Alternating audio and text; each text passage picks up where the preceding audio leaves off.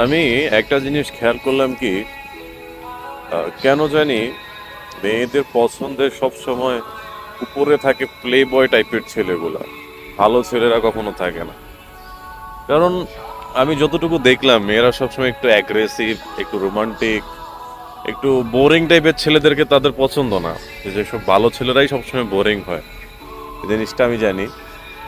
তো মেয়েদের পছন্দগুলো সবসময় গাঁজাখোর, পাটপাত, মানে প্লে বয়, যার একাধিক রিলেশনশিপ থাকে তাদের কেন জানি তাদেরকে কেন পছন্দ, বা তাদেরকে পছন্দ হওয়ার রিজন গুলো থাকে অনেক, যে আসলে প্লে বয় হরে করে কি, তারা অনেক রোমান্টিক কথাবার্তা বলে, একটা মেয়েকে ওই জায়গাটা দিয়ে দেয় যে হ্যাঁ তুমি আমার সব কিছুর উপরে আছো, তুমি আমার লাইফে সব কিছু। এবং তাদের পরিচয়টাই হয় এইভাবে ইমোশনালি।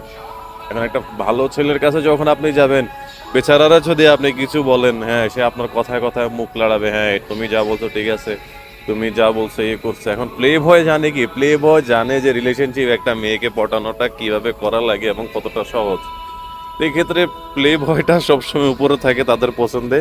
আর ভালো ছেলেগুলা সবসময় ওই যে এমন ছেলে এমন মেয়েদের কাছে গিয়ে পড়ে, ওই যে কি বলে, এইসব মেয়েদেরকে কি বলে জানি, বারো ভাতারি, হ্যাঁ বারো ভাতারিদের কাছেই গিয়ে পড়ে। তাদের ইমোশন তো থাক দূরের কথা, বেচারা তখন কি একদম কষ্ট পাইতে পাইতে শেষ হয়ে যায়।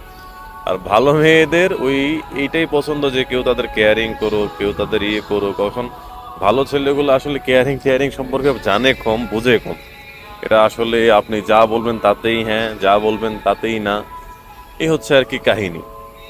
আমি আমার ব্যক্তিগত কথা, এটা ব্যক্তিগত লাইফ থেকে যতটুকু জানি বা যতটুকু বুঝছি, যে প্লে বয়দের সকল মেয়ে পছন্দ করেন। তারা জানে কিভাবে একটা মেয়েকে ইমপ্রেস করতে হয়, তো ভালো ছেলেগুলো এটা জানে না।